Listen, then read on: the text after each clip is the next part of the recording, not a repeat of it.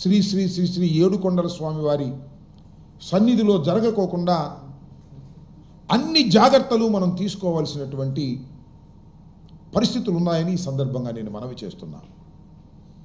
జరిగిన విషయం ఏదో చిన్న విషయంగానో, లేదు మర్చిపోయే విషయంగాను, లేదు చూసి చూడనట్టుగా వదిలేసే విషయంగాను, లేదు చిరు ఉద్యోగులు 2-3 సస్పెండ్ చేసేసి పంపించే విషయంగాను దీన్ని భావించడం అనేది చాలా ప్రమాదకరం, చాలా బాధాకరం.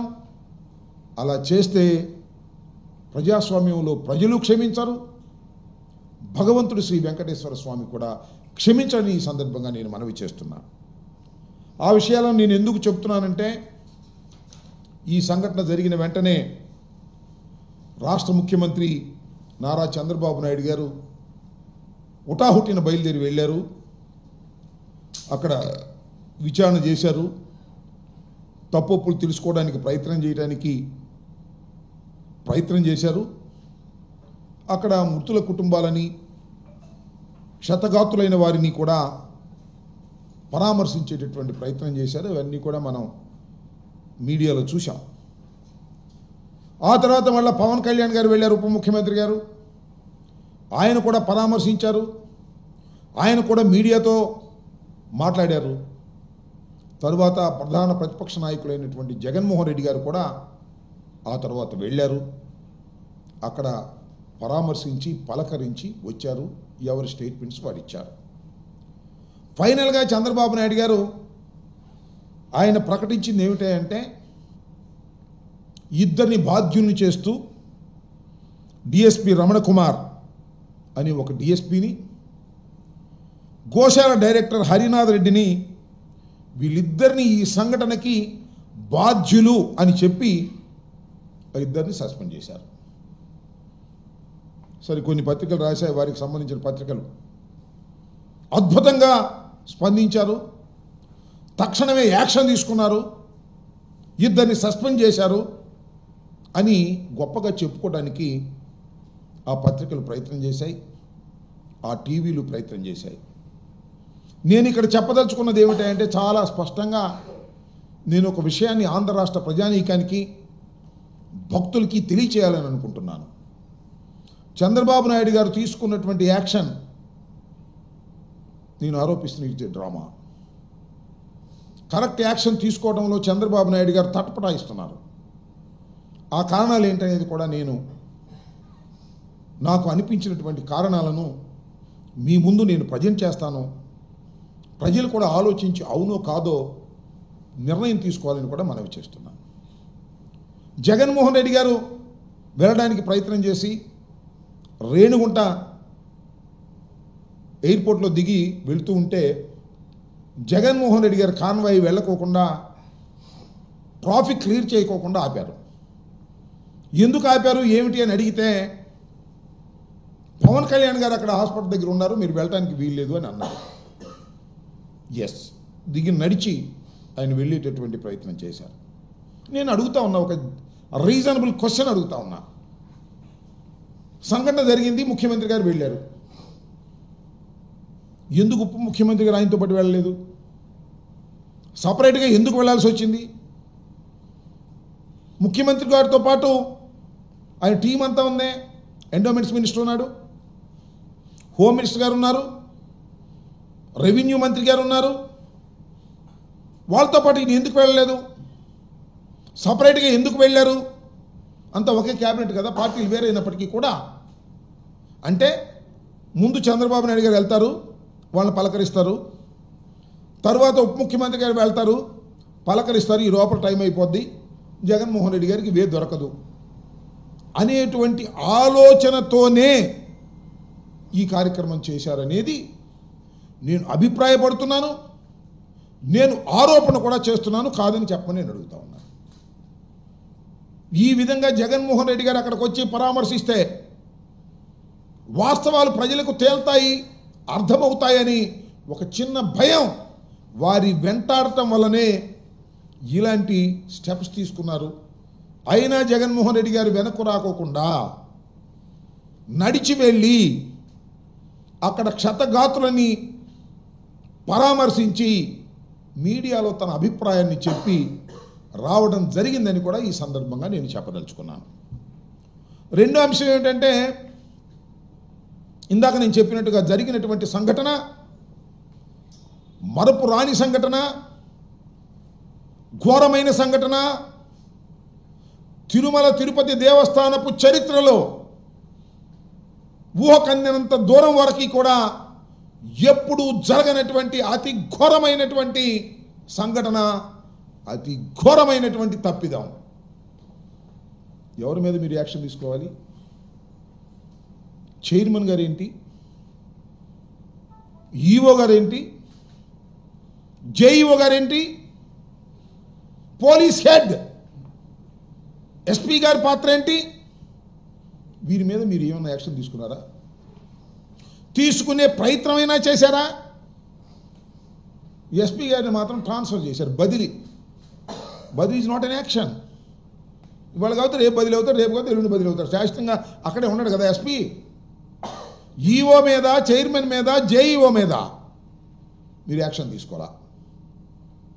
సరే, that is left to you, మీ ఇష్టం. దాన్ని క్రిటిసైజ్ చేస్తాం, దానిలో తప్పుల్ని మేము ప్రజల ముందు ఎండగడతాం. ఇది కుట్రపూరితంగా మీరు చేస్తున్నారు. ఇక్కడ ఏంటి కుట్రపూరితంగా చేస్తారు రాంబాబు గారు? వాళ్ళకేం సంబంధం అండి, కుట్ర ఏంటండి అని మీరు అనుకోవచ్చు. మళ్ళీ పవన్ కళ్యాణ్ గారి స్టేట్మెంట్ గురించి నేను తర్వాత మాట్లాడతాను. ఆయన ఇచ్చిన స్టేట్మెంట్ ఏంటనేది. చంద్రబాబు నాయుడు గారు వీరి మీద యాక్షన్ తీసుకోవాలనేటువంటి తలంపు ఆయనకి లేదు. వారే తప్పు చేశారని తెలుసు. ఎందుకంటే పాలసీ డెసిషన్ ఏదైతే టోకెన్లు డిస్ట్రిబ్యూషన్ కిందే చేయాలని నిర్ణయం తీసుకున్నది ఈఓ, చైర్మన్, జేఈఓ. దానివల్ల ఇది జరిగిందని ఆయన చెప్పాడు. వారి మీద మాత్రం యాక్షన్ లేదు. ఎందుకు యాక్షన్ తీసుకోలేదు అంటే, ఈ ముగ్గురు ప్లస్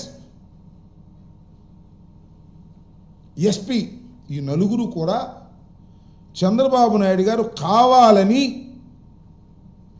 తిరుమల తిరుపతికి సంబంధించినటువంటి పోస్టింగ్లు కావాలని ఆయన వేశారు. కావాలని ఏంటండి? కావాలని వేశాడు, కుట్రపూరితంగా వేశాడు. ఎందుకు కుట్రపూరితంగా దైవ సన్నిధిలో వేశాడు అంటే, వీళ్ళందరినీ కలిపి చూశారు కదా మీరు, చాలా 7 కొండలపై ఎన్నో పాపాలు, ఎన్ని పాపాలు చేశారు అని టీటీడీ ఈఓ ధర్మారెడ్డి గారి మీద విచారణ, విజిలెన్స్ విచారణ.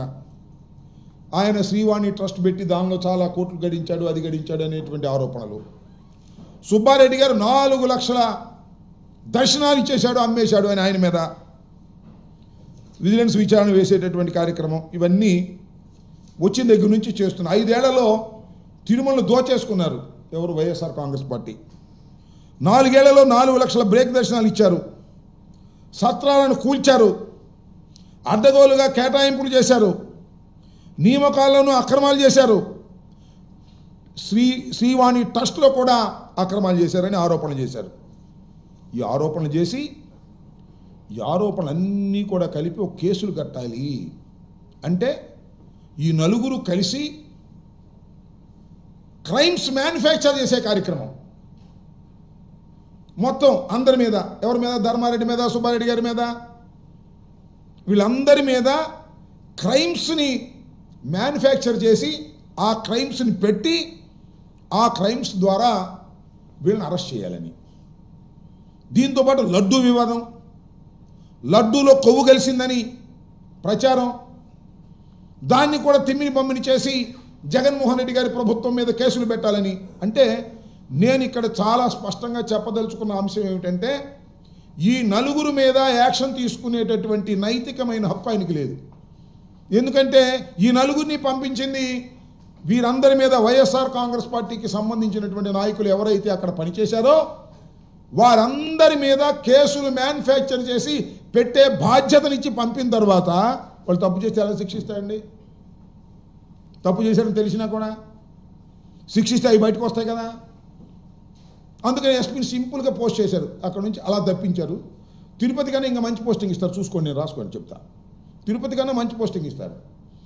ఎందుకంటే ఆయన సేవ చేశాడు కదా అక్కడ, ఎవరికి ప్రజలకు కాదు. మా చెవిరెడ్డి భాస్కర్ రెడ్డి మీద ఫాల్స్ కేసు పెట్టారు కదా, ఫోక్సో కేసు. సరే అఫ్ కోర్స్ తర్వాత కంప్లైంట్ వచ్చి అన్యాయం అక్రమం అన్నాడు, అది వేరే విషయం. ఆ ఎస్పీ ఎంత దారుణంగా వ్యవహరించాడని చెప్పడానికి ఇది చిన్న ఉదాహరణ. ఈ విధంగా క్రైమ్స్ మ్యానుఫ్యాక్చర్ చేసి వైఎస్ఆర్ కాంగ్రెస్ పార్టీ నాయకుల మీద పెట్టాలనేటువంటి కుట్రలో భాగంగా ఈ నలుగురు అక్కడ చేశారు కాబట్టి వారి మీద యాక్షన్ తీసుకోవట్లేదు.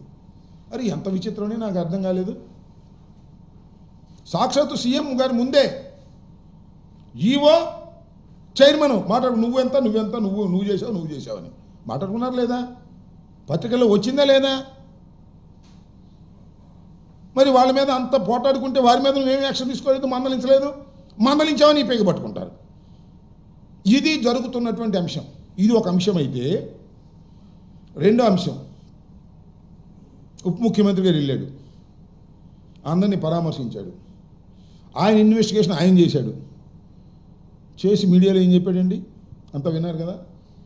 దీనికి బాధ్యత వహించవలసింది చైర్మన్ గారు, ఈఓ గారు, జేఈఓ గారు, ఈ ముగ్గురు వహించాలన్నారు. ఎవరైతే ట్రాన్స్ఫర్ కూడా కనీసం లేకోకుండా, చర్య కూడా ఏమీ తీసుకోకుండా వదిలేశారే నారా చంద్రబాబు నాయుడు గారు, ఈ ముగ్గురే దీనికి బాధ్యులు అని చాలా స్పష్టంగా ఆయన చెప్పాడు. రెండు వేరు సార్లు వెళ్ళినా ఆయన అభిప్రాయాన్ని ఆయన చెప్పాడు, ఈయన అభిప్రాయాన్ని ఈయన చెప్పాడు. వీళ్ళ మీద మాత్రం ఏమీ యాక్షన్ తీసుకోలేదు. ఏమిటి అన్యాయం అంటున్నా? ఇలాంటి తప్పిదాలు చేయొచ్చునా అంటున్నా. అసలు నేను మనవి చేస్తున్నాను, నా అభిప్రాయం ప్రకారం, నా ఆరోపణ, చంద్రబాబు నాయుడు గారు హుటాహుటీన వెళ్ళింది మృతుల కుటుంబాలని పరామర్శించడానికి కాదు, క్షతగాత్రులు లేదా అక్కడ ఆరోగ్యం దెబ్బతిన్న వారిని ఆసుపత్రుల్లో పరామర్శించడానికి కాదు, ఈ నలుగురిని రక్షించడానికి, ఈ నలుగురిని కాపాడుకోవడానికి, ఈ నలుగురిని రక్షించి వీరి మీద ఏగ కూడా వాలకోకుండా ఉండేందుకు కావాల్సిన చర్యలు తీసుకోవడానికి హుటాహుటీని వెళ్ళారు. ఎందుకు రక్షించాలి అంటే this the team, Chandrababu Naidu గారితో కలిసి పనిచేస్తున్నటువంటి క్రైమ్ మ్యానుఫ్యాక్చరింగ్ టీం. అందువల్ల ఆ టీమును కాపాడటం కోసం హుటాహుటీన బయలుదేరి చంద్రబాబు నాయుడు గారు వెళ్ళిపోయారు. పవన్ కళ్యాణ్ గారు వచ్చి డిఫరెంట్గా ఆయన చెప్పాడు, దానికి మాత్రం సమాధానం లేదే.